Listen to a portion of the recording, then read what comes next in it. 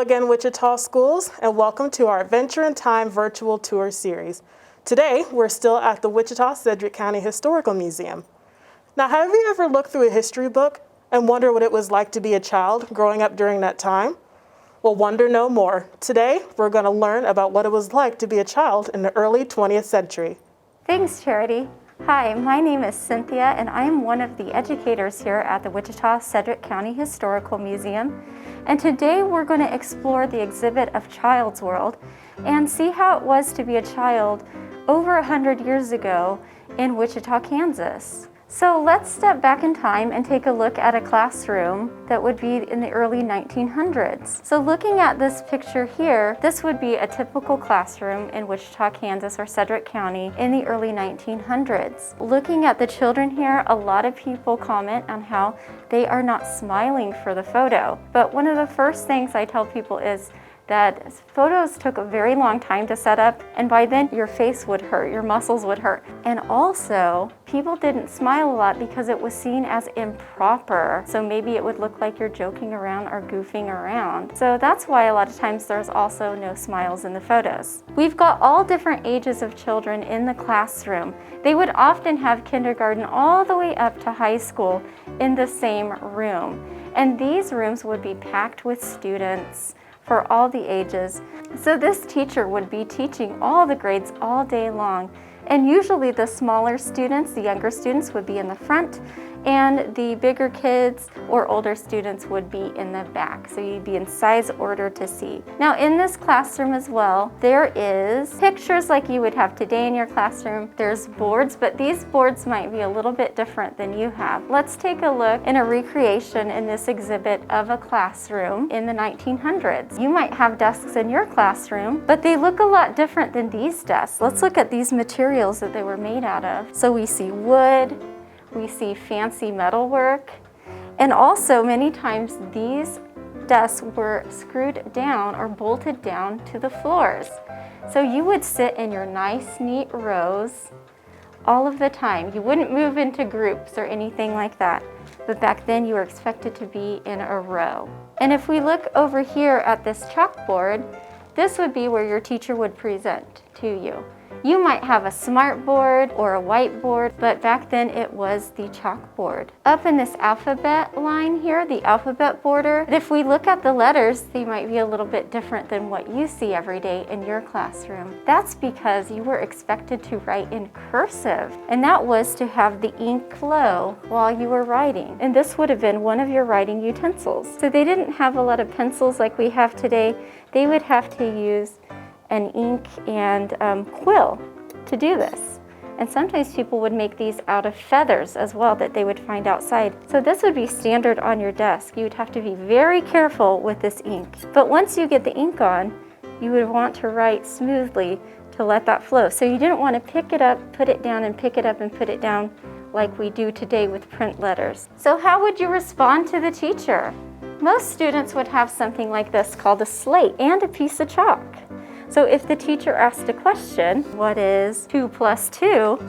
You would write your answer and hold it up, just like this. So today you might have a version of this with a whiteboard and a marker, or a marker board and dry erase marker. So very similar, so the teacher can check your understanding.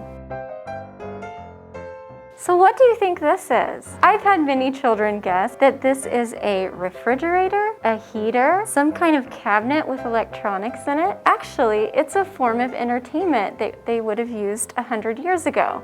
This is a radio. So imagine a time with no TVs, no iPads or tablets, phones, video games. This would have been your entertainment source. So let's listen to the radio and try to imagine, try to see in your mind what is going on. The speed of light, a cloud of dust, and the hearty high on silver, the Lone Ranger.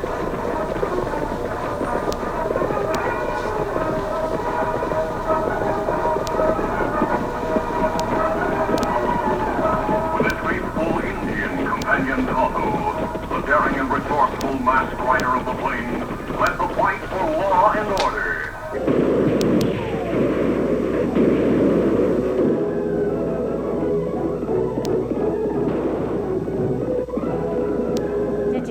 to the narrator?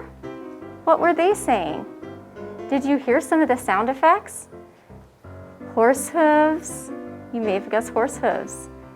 You heard about cowboys, an Indian companion. That was actually one of the most popular radio shows about 100 years ago, and that was The Lone Ranger. Every week you would get this schedule in the mail or from a store on the stand, so you would find your show that you like, and many times for kids it would have been The Lone Ranger or whatever the popular star was then, and you would find and listen every Thursday or so at 4:30. You would want to sit in front of your radio and listen to your favorite show. Back then, the Wild West was very intriguing, and people wanted to learn about and hear about these Wild West heroes. So one of the biggest one was Hopalong Cassidy. You may have listened to a radio show about him or read books or like comics. We also have a few other superheroes that you might be familiar with. We've got the Phantom and the Green Hornet, and I'm thinking about superheroes that I like today, like Spider-Man, Batman. These would have been just like that for the kids. This is set up to look as if children are at play. So what are they playing? If you look up here, there's a quilt or blanket, and it's draped over a stair banister. Have you ever made a pillow fort or a fort out of blankets? This is much like what they are doing here. And looking at this scene of dolls and bears, it might look like they're playing house. And they have it set up where you would be having your tea. But this was a common thing to pretend and play back then. Let's take a look at some of the outdoor toys that would have been played with about 100 years ago. And looking at these toys, they might look familiar, they might look a little bit different, and some of them are made out of very different things that things are made out of today. So what do you think this is? I've had a lot of children guess that this is a unicycle because of this big wheel. It actually is a bicycle. There's another small wheel in the back. This is solid metal. So today we have plastic, rubber, and all different materials that were invented at a later time. So this is a very heavy solid bike. And to stop, you would just have to lean over and kind of fall over. Looking at this small car here, you might reference a Power Wheels car or one of those large battery operated cars you could play with. This was a pedal car, and it would actually go. And this was made out of metal, and it did have rubber tires as well. But on the inside, you would pedal to make it move, since they did not have large batteries like we do today, or the electronics that we have today. Looking at some other toys that would have been played with outside, like marbles. You would play this outside by making a circle and having a large marble as a shooter. And whoever got the most marbles outside of the circle was the winner. And it would be very popular to trade marbles. The winner could trade marbles with others. Then we have this item here that looks like sewn leather. What do you think that could be? It's a ball. So back then they would have something that might have been sewn by someone in their family and stuffed. So that would be a ball that you could toss around or throw around. And there's also some skates here. These are metal ice skates, and they would hook on to the bottom of a boot. So in the winter, that would have been a popular pastime to go ice skating on a pond. And up here, you might have a pair of these. Yours probably look a little different, but these are skates. And these skates were adjustable sometimes to go bigger or smaller based on how big your feet were. But if you look at them, they're all made of straps. That's because you could strap it to your shoes, and that would be an easy way to put them on and go outside and skate. So where do you go for outdoor entertainment? You might go to a movie theater. You may have been to one of where this horse was featured, a place called an amusement park, or even a circus. So these were a big deal a long time ago because these things would only come maybe a few times a year to the area, or you could go to an amusement park a few times a year. But you may have been on a carousel horse before.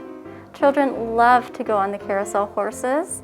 It was a rare treat for them. And also when the circus came into town, there would be other things that you would see that you might not see otherwise. Today we have devices where we could look up people from different countries and cultures, but this would have been the place where you would see all those amazing shows magic trick, maybe a lady who has lots of snakes, a tattooed man, and things like that that were fascinating. So this was a big deal to go to an amusement park and enjoy some of the treats, ride on some of the rides, see some amazing attractions.